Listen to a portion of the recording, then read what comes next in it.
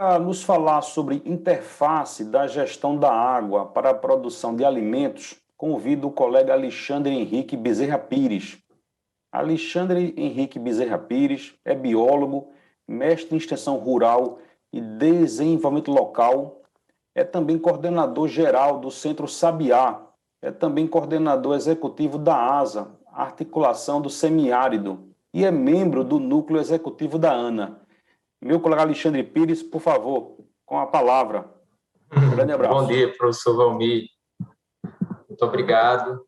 Queria cumprimentar o professor Paulo, o Marcos, o Flávio e o Lupécio, que estão por aqui conosco nessa roda de conversa. Cumprimentar a todos que participam do INCOB 2021 e agradecer a vocês pelo convite de estar aqui, né? A ASA, através das suas organizações membro, participam de vários comitês de bacias hidrográficas. O Centro Sabiá, que é a organização que atualmente eu coordeno, foi membro do comitê do Pajeú, do Rio Pajeú, aqui em Pernambuco. E para a gente esse não é um ambiente estranho, nem um ambiente distante do nosso fazer, do nosso trabalho, mas obviamente que eu trago aqui alguns desafios e algumas leituras a partir de um trabalho muito específico que o Centro Sabiá vem desenvolvendo no âmbito da cidade do Recife e Olinda, com a agricultura urbana. Então, primeiro eu queria agradecer ao professor Paulo, que eu acho que ele trouxe vários elementos aí que são muito, muito interessantes, muito pertinentes para um debate dessa natureza, sobre pensar as cidades e pensar as águas, né, nas cidades. E eu queria trazer alguns elementos que eu acho que eles são provocadores para a gente fazer essa reflexão. Um primeiro, eu acho que é necessário a gente pensar no contexto das cidades, né? A partir de a água no contexto das cidades, da produção de alimentos, no contexto socioeconômico. E a gente tem enfrentado um desafio muito interessante nessas iniciativas de produção de alimentos nas cidades de Recife e Olinda, que é exatamente a questão do abastecimento de água para essas atividades agrícolas urbanas, e que nos provoca uma reflexão sobre dois aspectos dentro desse contexto, que é do acesso e da regularidade, né? A gente tem percebido, por exemplo, que os sistemas de abastecimento e saneamento, eles nos parecem ser muito mais ativos e eficazes nos bairros nobres das cidades do que nos bairros das periferias dos centros urbanos. E por que eu estou trazendo isso? Porque as atividades de agricultura urbana, elas estão nas periferias das cidades. Então, acho que esse é um primeiro recorte, um primeiro aspecto que eu queria trazer no sentido de que a gente pudesse refletir em que medida é que os comitês de bacias influenciam nos sistemas de abastecimento e saneamento, que eu sei que são responsabilidade das companhias públicas, né? Das companhias são responsabilidade dos governos, dos estados. Então, essa é a primeira questão que eu queria trazer, porque eu acho que eu vou desenvolvê-la um pouquinho mais à frente. Um segundo elemento, dentro dos contextos, né, das cidades que eu quero trazer para nossas reflexões aqui, também o exemplo das cidades de Recife e Olinda, que são duas cidades banhadas por importantes cursos de água, como o Rio Beberibe, o Rio Capibaribe, todos imagino que muitos conhecem. Mas, curiosamente, essas duas cidades sofrem com duas situações, eu diria que são recorrentes em relação à água. Ou seja, duas situações relacionadas à água.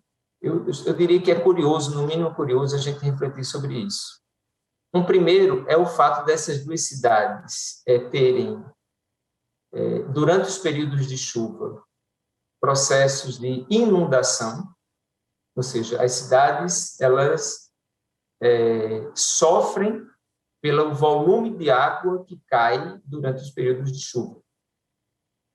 E, curiosamente, ou contraditoriamente, eu não sei, as cidades, sobretudo no contexto das periferias desses centros urbanos, sofrem com a falta de água. Ou seja, a água surge como, nos parece ser um problema para... Eu estou trazendo especificamente esse caso dessas duas cidades, que é onde eu moro. Eu sou sertanejo lá do Pajeú, mas moro em Recife já há 30 anos, então eu vivo um pouco dessa realidade. E, curiosamente, a água é um problema para essas cidades, seja pelo aspecto da abundância no período das chuvas, pelo problema que causa, das inundações, deslizamento de barreiras, inclusive, durante muito tempo, mortes de pessoas por conta dessas águas, e, por outro momento, nessas mesmas periferias que as barreiras caem, que as pessoas ficam desabrigadas, também falta água. Então, qual é o projeto como é que os comitês de bacias hidrográficas podem, de alguma forma, se desafiar a refletir sobre isso, olhando para essa realidade, no sentido do diálogo com a gestão do abastecimento e saneamento dessas cidades? Um terceiro aspecto, dentro ainda dos contextos, eu quero trazer uma reflexão também, em que medida que os projetos de desenvolvimento dos governos, e aí eu falo dos governos dos estados, dos governos municipais, eles são compatíveis com essa perspectiva do direito à água, e aqui eu estou falando água agora como um direito, um direito humano, as pessoas precisam ter água.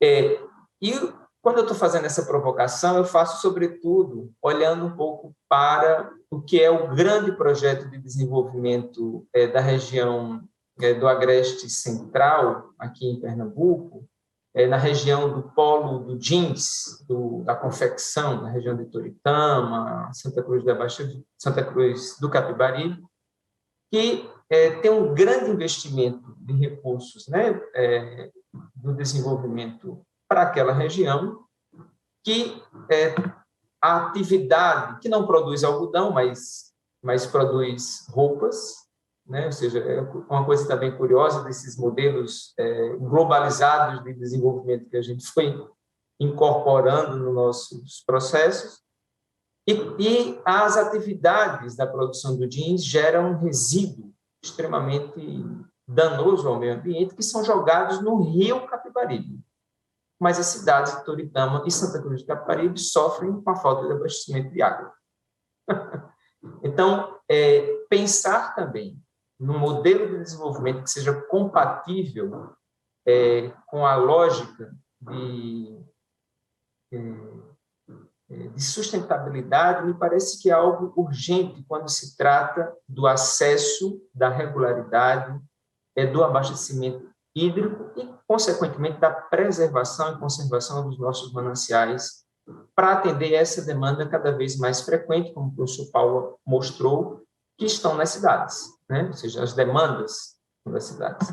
Aí eu queria aqui fazer um parênteses, professor Valmir, para contar uma pequena história que eu acho que é interessante. Assim, quando eu migrei do sertão para a capital, saí lá de Iguaraci, município da minha origem, e vim para Recife, eu passei muito tempo sem conseguir compreender por que era que o povo do Recife não gostava de chuva. Porque para nós, no sertão, a chuva sempre foi motivo, aliás, ainda é motivo de muita alegria, de festa, né?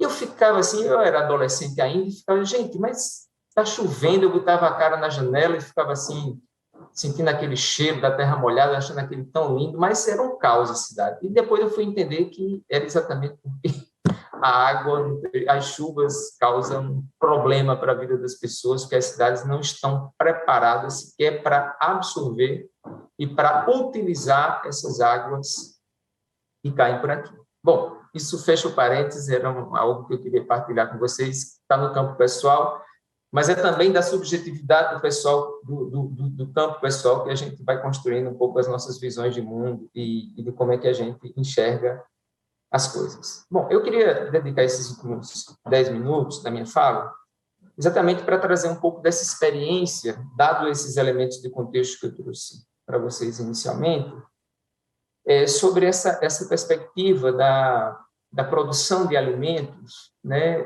que está relacionada a todos esses aspectos que eu trouxe. Primeiro, eu acho que é extremamente importante que a gente tenha uma atuação.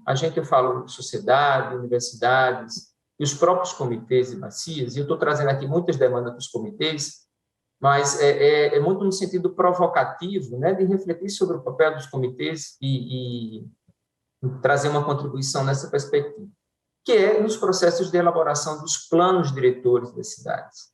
Me parece que há uma lacuna nos planos diretores dos municípios ao se tratar da necessidade de preservação, conservação, restauração, seja das áreas verdes e florestais das cidades, seja da necessidade de investimento na recuperação dos mananciais hídricos que essas cidades dispõem, seja nas suas áreas mais rurais, né? Eu acho que tem muitas cidades ainda urbanas, mas com determinados espaços rurais, ou seja, em próprios centros urbanos.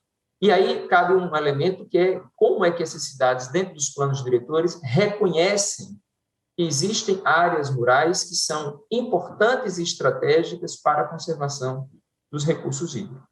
Eu falo isso porque, por exemplo, um município aqui da região metropolitana do Recife, que é paulista, que tem uma área rural bastante intensa, definiu no seu último plano diretor como florestas urbanas. E essa categoria de florestas urbanas permite, em determinado aspecto, a destinação para a área imobiliária, o que não seria permitido se fossem áreas rurais. Ou seja, eu acho que esse é um aspecto que...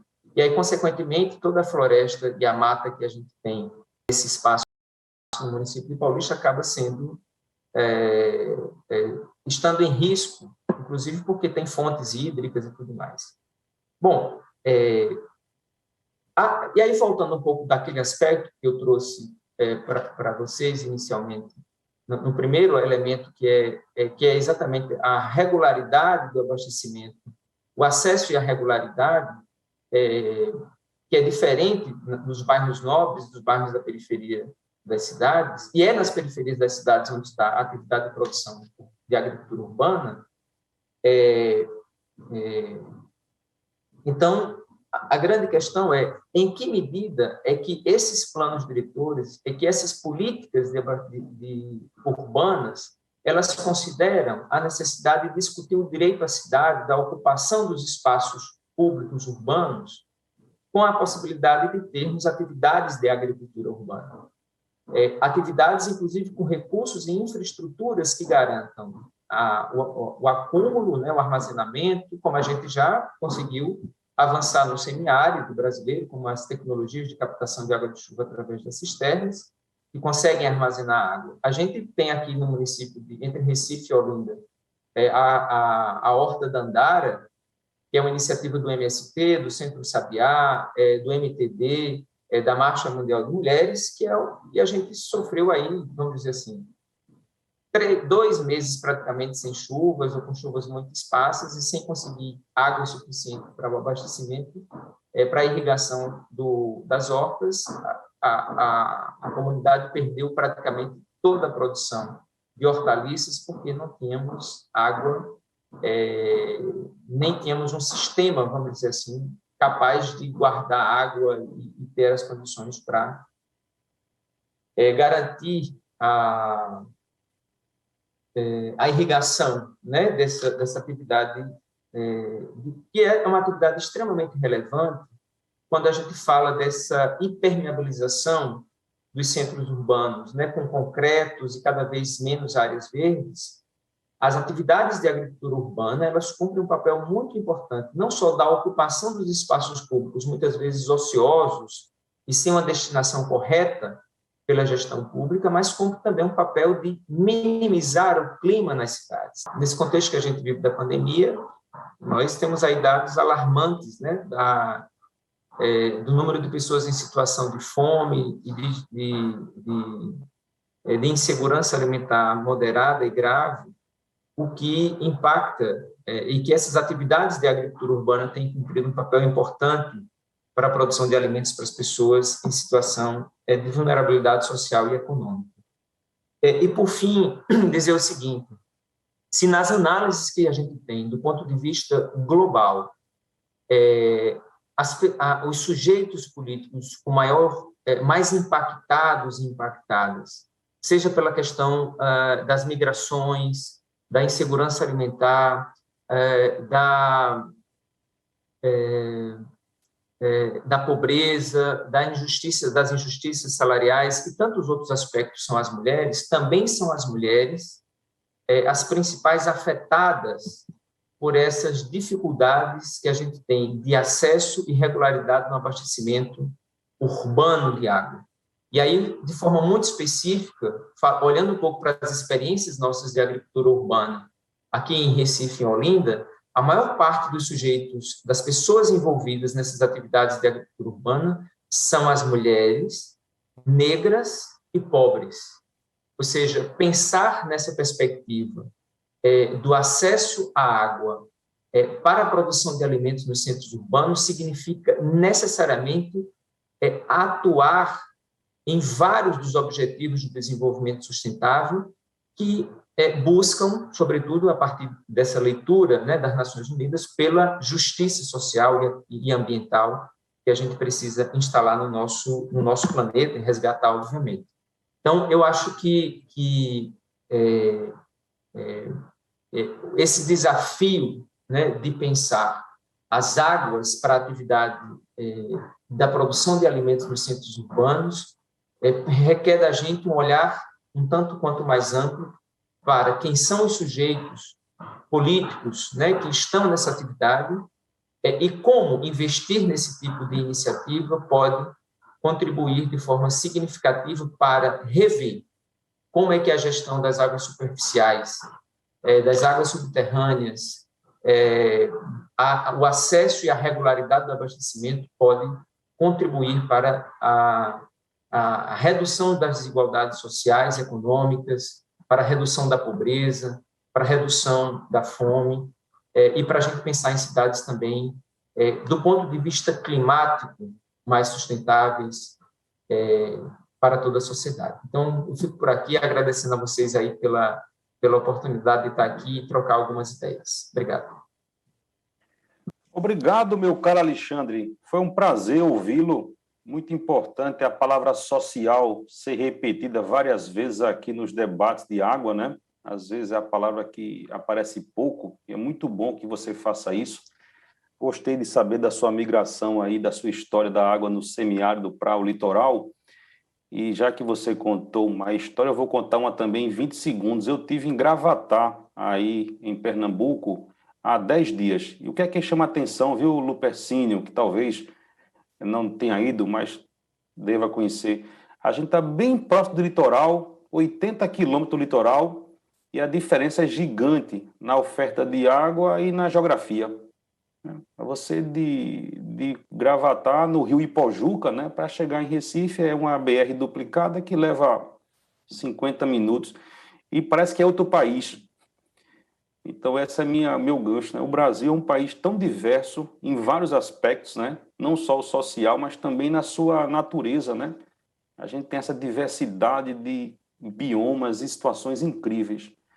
Achei muito importante a sua chamada de atenção da produção de alimento nas áreas, né, urbanas. Isso é muito importante. Eu vejo também no Recife, lá, né, nos centros urbanos, eu vejo hortas, né? Isso é muito, muito importante. E também aí a sua reflexão a respeito de como é que os planos diretores, né, municipais podem abarcar tanto o apoio a essas áreas como a preservação das nascentes, né? Eu acho que isso é fundamental. E essa ótica que você trouxe, né, do perfil da mulher negra e pobre, né, que tem que estar dentro da política pública, né, quando você pensa isso. Eu achei isso muito interessante. É muito bom aí a sua reflexão e que ela reverbere aqui no nosso grupo, né, para que a gente perceba essas diferenças que o Brasil tem, né, e que a gente precisa atacá-las, né. Muito bom. Obrigado, Alexandre, por essa contribuição. Muito obrigado.